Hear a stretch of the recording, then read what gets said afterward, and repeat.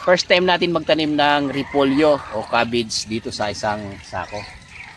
Yan, nakasako lang. And then ito nga pala ay isang organic na repolyo dahil hindi tayo dito gumamit ng mga insecticide o kaya mga abono na pampataba. Ang ginamit lang natin dito ay mga organic from chicken manure na compost natin. At ito ngayon yung ating mga halaman. Ito na sila.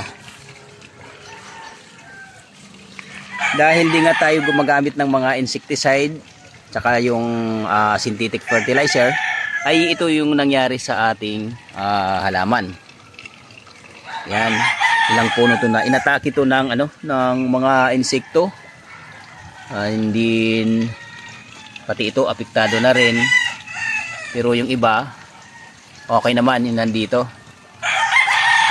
walang sign na inatake sila ng mga uod or ano pa bang mga insekto dito sa sa ating mga tanim.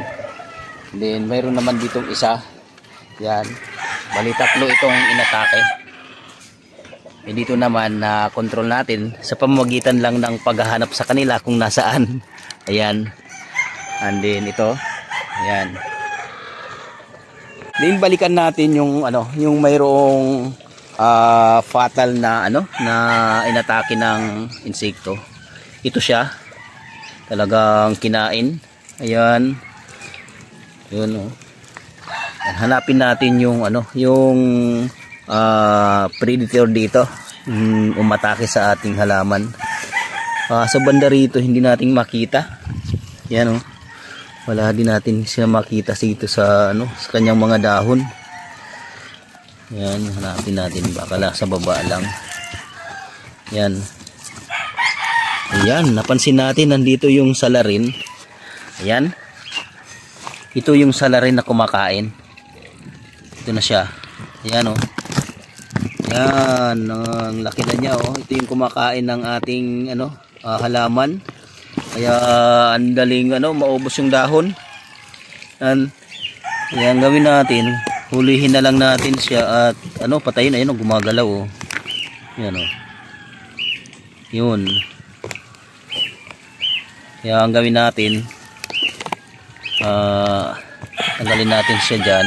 At yan, sa mga mahilig sa insekto pero wala tayong magagawa kundi patayin na lang natin to para hindi na maka pa sa ating mga halaman, hindi na maka storbo.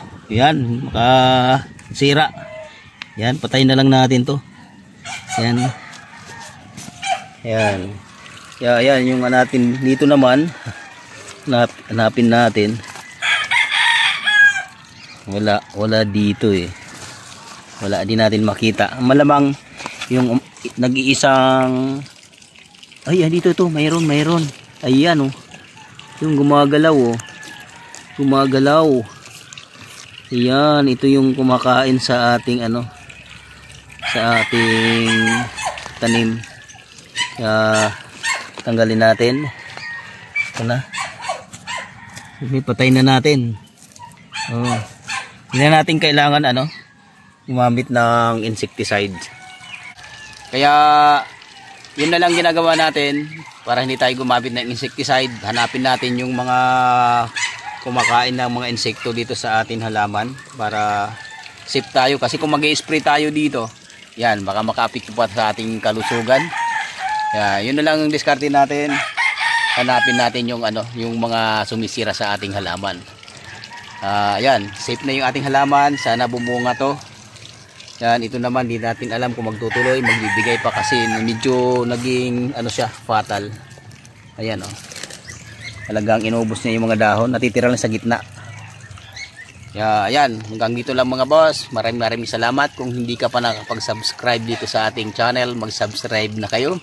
At pindutin natin yung notification bell para ma-update kayo sa mga video nating upload dito lang sa ating channel, Abalines TV. Bye bye!